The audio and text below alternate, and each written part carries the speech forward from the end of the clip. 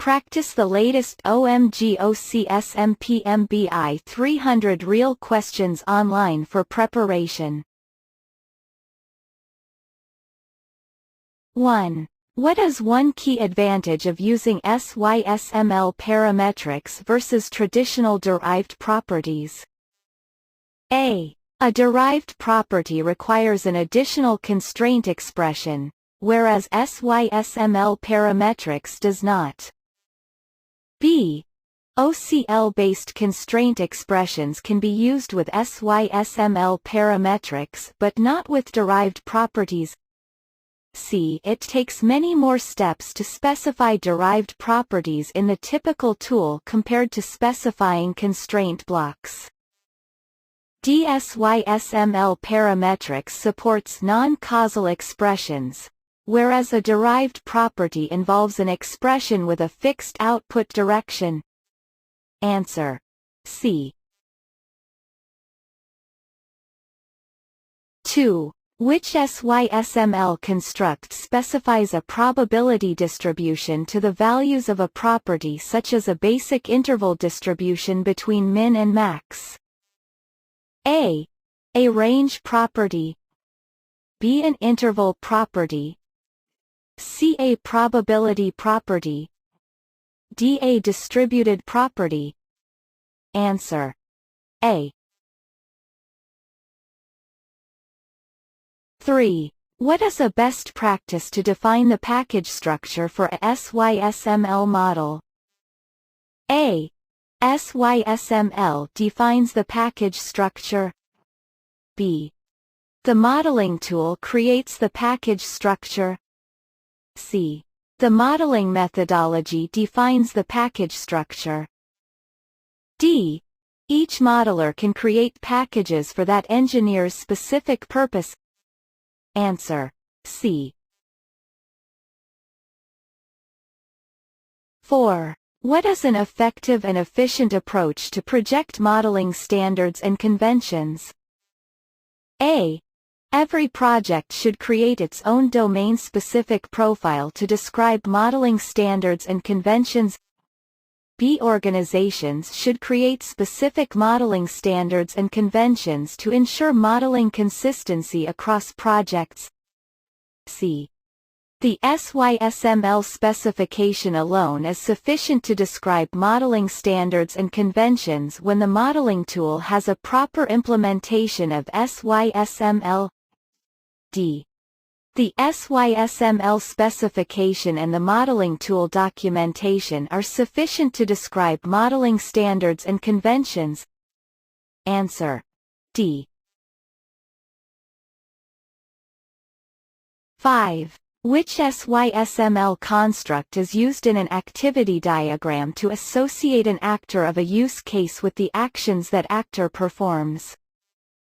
A. An activity partition enclosing the actions the actor performs. B. An action allocation of the actor to the actions that actor performs. C. An association between the actor and the actions that actor performs. D. An object node to represent the actor and object flows tying that actor to the actions it performs. Answer: D.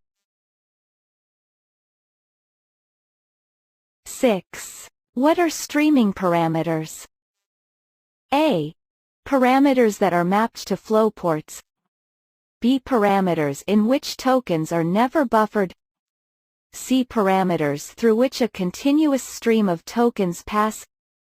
D. Parameters through which an activity can accept or produce tokens throughout its execution. Answer: B.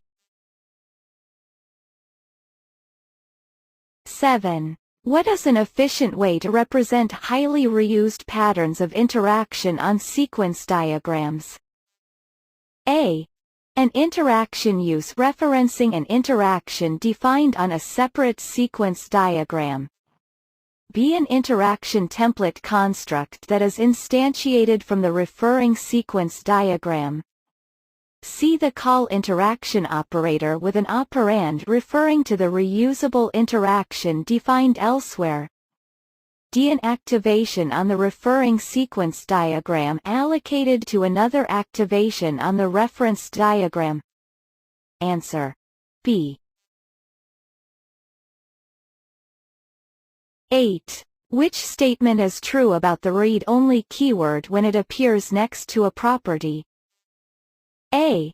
It states that the corresponding property is provided for reading purposes only. B. It specifies that the corresponding property cannot be redefined. C. It specifies that the value of the corresponding property cannot change during the lifetime of its owner. D. It specifies that the value of the corresponding property can be changed by its owner, but can only be read by other blocks. Answer A. 9.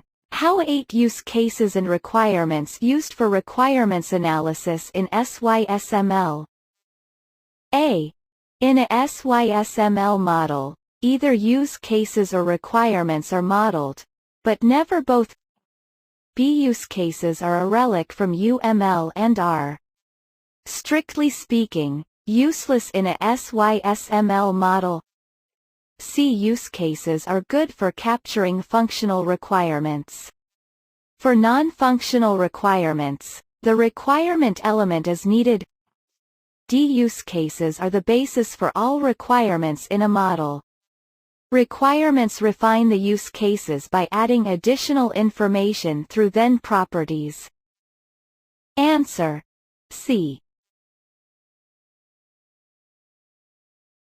10. What is the best way to specify the behavior of a functional requirement? A.